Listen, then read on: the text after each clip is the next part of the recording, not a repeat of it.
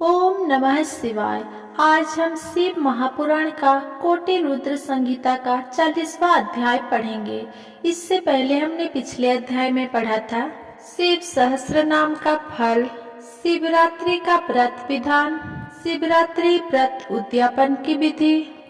आज हम पढ़ेंगे 40वां अध्याय निषाद चरित्र। सूत जी बोले, हे ऋषियों, प्राचीन काल में गुरुद्रोह नामक भील अपने परिवार के साथ जंगल में रहता था। उसका कार्य पशुओं का वध करना था। इसी तरह से वो अपने परिवार का लालन पालन करता था। एक दिन की बात है, उसके घर में खाने पीने के लिए कुछ भी नहीं था। तब उसके माता पिता एवं अन्य सदस्य भूख से व्याकुल होकर भील से बोले कि हम भूख से मर रहे हैं, कुछ खाने का प्रबंध करो। ये बात सुनकर उस भील ने अपना धनुष बांध लिया और शिकार की तलाश में चल दिया। संयोगवश यह शिवरात्रि का ही पावन दिन था। शिकारी दर दर भटकता रहा, परंतु उसे कुछ न मिला। धीरे धीरे रात घिर आई, परंतु उसने खाली हाथ घर न लौटने का निश्चय कर लिया था। इसीलिए वो तालाब के किनारे बैठ गया कि जो भी पशु जल पीने यहाँ आएगा उसी का शिकार कर लूंगा। ऐसा विचार कर वो बेल के पेड़ पर बैठ गया। रात घिर आई थी, तभी वहाँ एक हिरनी जल पीने के लिए आई। उसे देखकर भील ने अपने धनुष पर बाण चढ़ाया। उसी समय ओस में भीगे कुछ बेल के पत्ते वहां स्थित शिव जी के ज्योतिर्लिंग पर गिरे, जिससे भील द्वारा प्रथम पहर की पूजा पूरी हो गई और भील के पापों का नाश हो गया। उधर भील के धनुष की टंकारे से हिरनी सब कुछ जान गई। वो उस भील से प्रार्थना करने लगी, हे भील, आप मेरा वध करना चाहते हैं, मुझे मारकर अपनी भूख मिटाना चाहते हैं। यदि ऐसा करने से आपका दुख दूर होता है तो मैं मरने के लिए तैयार हूँ, परंतु आप थोड़ी देर रुक जाएं। मेरे बच्चे अकेले हैं, मैं उन्हें अपनी बहन के पास छोड़ आती हूँ। तब भील को विश्वास दिलाकर वो हिरनी वहाँ से चली गई और भील उसके इंतजार में जागता रहा। इसलिए उसे जागरण का फल भी मिल गया। कुछ देर पश्चात उस हिरनी की बहन उसे ढूंढते हुए वहां पहुंची। उसे मारने के लिए जब भील ने अपने हाथ में धनुष लिया तो पुनः बेलपत्र और ओस शिवलिंग पर चढ़ गए। इस प्रकार दूसरे पहर का भी पूजन हो गया, परंतु उस हिरनी ने भी भील से प्रार्थना की कि मैं पहले अपने बच्चों को देख आऊं, तब तुम मुझे मारना। भील के आज्ञा दे देने पर वो हिरनी भी पानी पीकर वहां से चली गई और भील हिरनी का इंतजार करने लगा। इस प्रकार जागरण करते हुए रात का दूसरा प्रहर भी बीत गया। जैसे ही रात्रि का तीसरा प्रहर आरंभ हुआ, एक मोटा हिरन पानी पीने हेतु उस तालाब पर आया। उसे देखकर भील ने जैसे ही अपने धनुष पर बाण चढ़ाया, वो हिरन डर गया।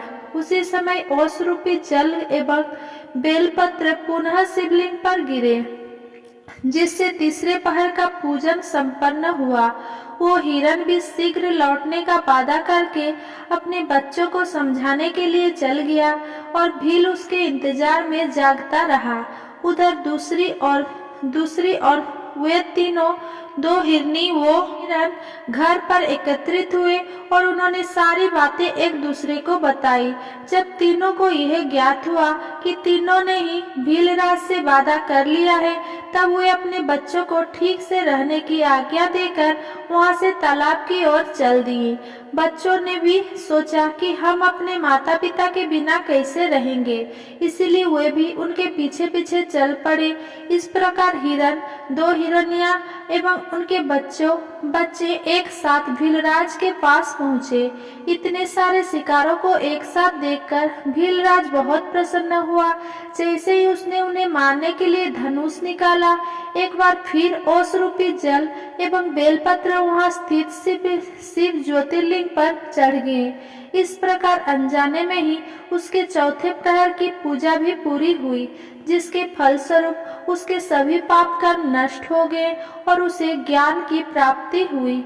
उसने अपने मन में विचार किया कि मुझसे श्रेष्ठ तो ये पशु है जो परोपकार के लिए अपने प्राण न्यौछावर करना चाहते हैं, और मैं मनुष्य होकर भी हत्या आदि बुरे कार्य में संलग्न हूँ। ऐसा विचार कर भील बोला, हे मृगियों, तुम धन्य हो, तुम्हारा जीवन सफल हो।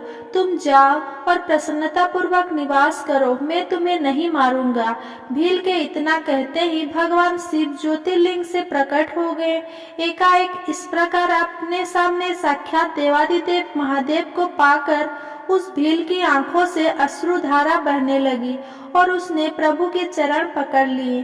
तब शिव जी ने प्रसन्न होकर कहा, हे व्याघ्र से तुम्हारे पूजन से मैं बहुत प्रसन्न हूँ। तुम श्रृंगारपुर जाकर आनंद पूर्वक निवास करो। प्रभु रामचंद्र तुम्हारे घर पधारेंगे और उनसे तुम्हारी मित्रता हो जाएगी। अतः मैं सुखों को भोग कर तुम्हें मोक्ष की प्राप्ति होगी। कहकर शिव जी वहां से अंतर्ध्यान हो गए। हे ऋषियों, इस प्रकार एक पापी व्याघ्र से अनजाने में हुए शिव चतुर्दशी व्रत से उसे भोग और मोक्ष की प्राप्ति हुई। 41वां अध्याय, मुक्ति वर्णन। ऋषि बोले, हे सूत जी, आपके मुख से हमने कई बार मुक्ति शब्द को सुना है। मुक्ति मिलने से क्या होता है? कृपा कर मुक्ति के स्वरूप का वर्णन करे। तब ऋषियों के प्रश्न को सुनकर सूत जी बोले, हे ऋषिगणों, भगवान शिव की भक्ति पूर्वक आराधना करने अथवा उनका उपवास व्रत करने से मनुष्य के सभी पाप नष्ट हो जाते हैं और उसे मोक्ष अर्थात मुक्ति मिल जाती है। सारुमी, सालक्य, शास्त्रिध्या तथा साजुज्य नामक 4 प्रकार की मुक्ति बताई गई है। इस संसार से मुक्ति शिव जी की कृपा से ही प्राप्त होती है। धर्म, अर्थ और काम ये सब तो ब्रह्मा, विष्णु एवं अन्य देवता भी प्रदान करते हैं, परंतु मुक्ति तो त्रिलोकीनाथ शिव ही प्रदान करते हैं। ब्रह्मा, विष्णु, रुद्र नामक त्रिदेव क्रमश सत्व, रजो और तमो गुणों के स्वामी माने जाते हैं। भगवान शिव तो परम ब्रह्मा परमात्मा है। वे सर्वेश्वर है और प्रकृति से परे है। कल्याणकारी सर्वेश्वर भगवान शिव ही विज्ञानमय, अव्यय, सर्वद्रष्टा, ज्ञानलभ्य, धर्म, अर्थ, काम और मोक्ष के फल को देने वाले हैं। कैवल्य नामक 5वीं मुक्ति है, जिससे सारी सृष्टि उत्पन्न हुई है और वही उसका पालन भी करते हैं। भगवान शिव का स्वरूप निष्कल और सकल 2 प्रकार का है। भगवान शिव का स्वरूप तो स्वयं ब्रह्मा, विष्णु, कुमार कार्तिकेय, नारद, व्यास, सुखदेव आदि महामुनि एवं देवता भी सही से नहीं जान पाए हैं। त्रिलोकीनाथ भगवान शिव सच्चिदानंद, सत्य ज्ञान, अतः अंत रहित, अव्यय, अविनाशी है। वे सगुण भी है और निर्गुण भी है। वे शुद्ध, निर्मल एवं उपाधिरहित है। वे परम ब्रह्मा परमात्मा भगवान शिव ही सर्वत्र व्याप्त है। सूक्ष्म बुद्धि द्वारा भगवान शिव का भजन करने से ही अज्ञानता दूर होती है और सत्पुरुषों को शिव पद की प्राप्ति होती है। यद्यपि ज्ञान प्राप्ति अत्यंत कठिन है, परंतु भगवान शिव का शुद्ध मन से भजन करने से मुक्ति का मार्ग सरल हो जाता है। सदाशिव भजन के अधीन हो ज्ञान एवं मुक्ति से अपने भक्तों को अपनी शरण में ले लेते हैं। जिसकी परम कृपा से मुक्ति का मार्ग आसान हो जाता है, वो प्रेम का अंकुर रूप प्रेम लक्षण भक्ति ही है, जिसका वर्णन करना असंभव है। भक्ति गुण युक्त एवं गुण रहित अनेकों प्रकार की है, जिसका वर्णन अत्यंत कठिन है। वैद्य एवं स्वाभाविकी नामक भक्ति में स्वाभाविकी भक्ति श्रेष्ठ मानी जाती है। नैष्ठिकी भक्ति 6 और अनैष्ठिकी भक्ति 1 प्रकार की है। उसके बाद फिर वो विहित एवं अविहित भेदों से कई प्रकार की है। इन दोनों के 9 अंग है। उनके द्वारा कठिन मुक्ति भी सुलभ हो जाती है। इस प्रकार भक्ति और ज्ञान दोनों एक दूसरे के पूरक है, उनमें भेद नहीं किया जा सकता। इनके साधक को सदा सुख की प्राप्ति होती है, अतः भगवान शिव की सदा भक्ति करनी चाहिए। मुनियों, मैंने मुक्ति का वर्णन आपसे किया, जिसे सुनकर सभी पापों से मुक्ति मिल जाती है। 42वां अध्याय ब्रह्मा, विष्णु, रुद्र एवं शिव के स्वरूप का वर्णन। ऋषियों ने पूछा, हे सूत जी, ब्रह्मा, विष्णु, रुद्र एवं शिव कौन है? इनमें से कौन सगुण और कौन निर्गुण है? कृपा कर हमारी इस शंका को दूर करें और हमें उनके स्वरूप के बारे में बताएं। सूत जी ने ऋषियों के प्रश्नों को सुनकर कहा, हे ऋषिगण, वेदों का श्रेष्ठ ज्ञान रखने वाले यह मानते हैं कि निर्गुण परमात्मा ने सर्वप्रथम जिस सगुण रूप को उत्पन्न किया वो रूप ही शिव है। उन्हीं से प्रकृति उत्पन्न हुई। उन दोनों प्रकृति पुरुष ने जल के नीचे जिस स्थान पर कठिन तपस्या की थी उसे पंचकोशी कहा जाता है, जो कि काशी में स्थित है। ये पूरा विश्व जल में व्याप्त है। ये सोचकर श्रीहरि विष्णु जल में ही सो गए थे और इसी कारण वे नारायण नाम से प्रसिद्ध हुए एवं प्रकृति रूपी माया नारायणी कहलाई। नारायण के नाभि कमल से ही पितामह ब्रह्मा की उत्पत्ति हुई थी। ब्रह्मा के उत्पन्न होने पर उन्होंने अपने को पैदा करने वाले के विषय में जानने के लिए घोर तप किया। तत्पश्चात उन्हें विष्णु जी के दर्शन हुए। तब ब्रह्मा और विष्णु दोनों में किसी बात को लेकर विवाद हो गया। इस विवाद को शांत करने के लिए महादेव प्रकट हुए। तब लोकहित के लिए भगवान शिव पुनः ब्रह्मा जी के ललाट से प्रकट हुए और रुद्र के नाम से विख्यात हुए। इसीलिए सगुण और निर्गुण शिव में कोई अंतर नहीं है। भगवान शिव अनेक प्रकार की लीलाएं करने वाले हैं और अपने भक्तों को श्रेष्ठ गति प्रदान करने वाले हैं। ये ही ब्रह्मा जी और श्रीहरि विष्णु की सहायता के लिए यहाँ प्रकट हुए हैं। सभी देवता भगवान शिव की भक्ति और पूजा करते हैं। जो मनुष्य अन्य देवताओं की भक्ति करते हैं वे अन्य देवताओं में विलीन होते हैं, और जब उन देवताओं का रुद्र में विलय होता है तब उन्हें शिव भक्ति प्राप्त होती है। जबकि भगवान शिव में आस्था रखने वाले सभी भक्त शीघ्र ही रुद्र स्वरूप हो जाते हैं। अज्ञान के कई प्रकार है, जबकि ज्ञान का कोई अन्य प्रकार नहीं है। ब्रह्मा जी से लेकर तृण तक सभी शिव जी के रूप है। इस सृष्टि का आदि, मध्य एवं अंत सब शिव है। इस सृष्टि का अंत हो जाने पर भी शिव स्थित रहेंगे। त्रिलोकीनाथ भगवान शिव ही वेदों के रचयिता है। वे सब विद्याओं के स्वामी है। वही सृष्टि की रचना करते हैं। संसार में निवास करने वाले प्राणियों का पालन एवं संहार करने वाले सर्वेश्वर शिव ही हैं। कल्याण देवादिदेव महादेव ही कालों के महाकाल है। वे सब कुछ अपनी इच्छा के अनुसार करते हैं। कल्याणकारी भगवान शिव अनेक रूप होते हुए भी एक रूप में ही है।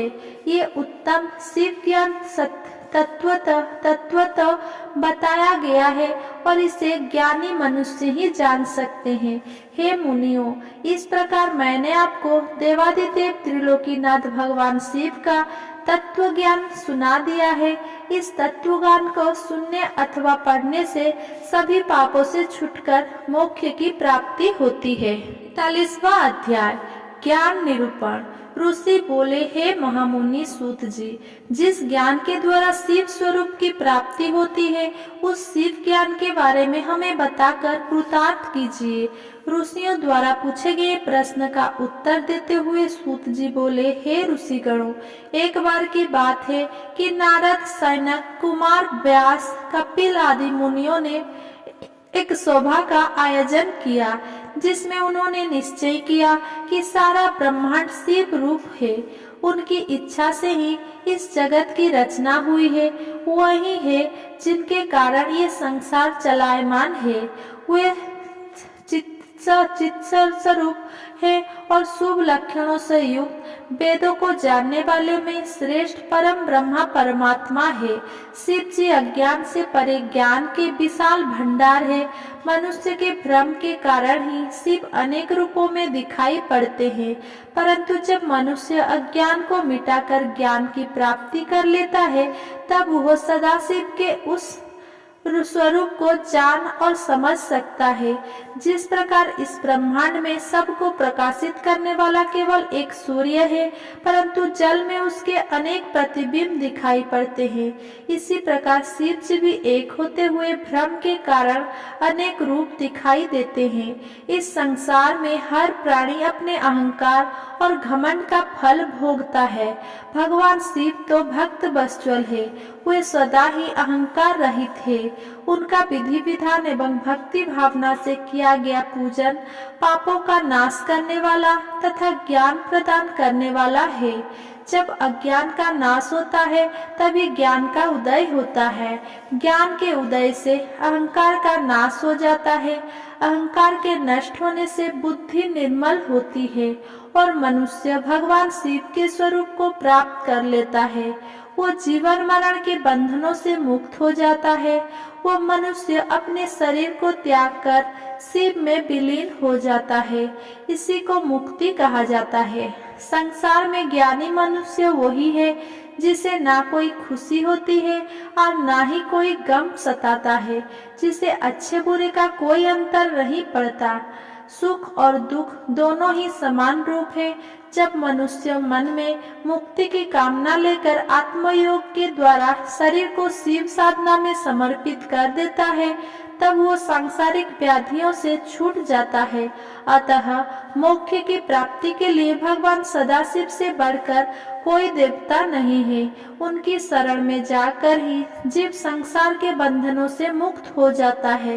ब्राह्मणों, इस प्रकार वहाँ पधारे हुए ऋषियों ने आपस में यह निश्चय किया कि ज्ञान की बातों को अवश्य ही मन मस्तिष्क में मनुष्य को धारण करना चाहिए। इस प्रकार मैंने आपको आपके द्वारा पूछी गई सब बातें बता दी है। अब आप और क्या जानना चाहते हैं? ऋषि बोले, हे व्यासा शिष्य सूत जी, हम आपको नमस्कार करते हैं। आप धन्य हैं और त्रिलोकीनाथ शिव के भक्त में श्रेष्ठ है। आपकी अनुकंपा से हमारे मन की सभी शंकाएं मिट गई है और पापों का नाश करने वाले और मोक्ष देने वाले शिव तत्व के ज्ञान की प्राप्ति हुई, जिससे आज हमारा जीवन सफल हो गया है। सूत जी बोले, हे द्विजो, जो मनुष्य श्रद्धाहीन, नास्तिक और भक्ति में रुचि नहीं रखता, उसे शिव तत्व ज्ञान का उपदेश नहीं देना चाहिए। इस शिव तत्व ज्ञान का उत्तम उपदेश मुझे व्यास जी ने दिया है। यह ज्ञान उन्हें वेदों, पुराणों, शास्त्र और इतिहास के अध्ययन से प्राप्त हुआ है। इसे एक बार सुनने से पापों का नाश हो जाता है, दोबारा सुनने से उत्तम भक्ति प्राप्त होता है और तीसरी बार सुनने से मनुष्य को मोक्ष की प्राप्ति होती है। इसीलिए भोग और मोक्ष की कामना करने वालों को शिव तत्व ज्ञान के बारे में बार बार सुनना चाहिए। यह शिव विज्ञान शिव जी को अत्यंत प्रिय है। यह ज्ञान भोग और मोक्ष प्रदान करने वाला है। इससे शिव जी में भक्ति बढ़ती है। शिव पुराण की इस आनंददायिनी पुण्यमयी चौथी संहिता का नाम कोटि रुद्र संहिता है। इसका भक्ति पूर्वक अध्ययन अथवा श्रवण करने से परम गति की प्राप्ति होती है। इसी तरह आपको कोटि रुद्र संहिता संपूर्ण हुआ। अगर मेरा ये वीडियो आपको पसंद आया हो तो मेरा वीडियो को लाइक, कमेंट, शेयर करें एंड मेरा चैनल को सब्सक्राइब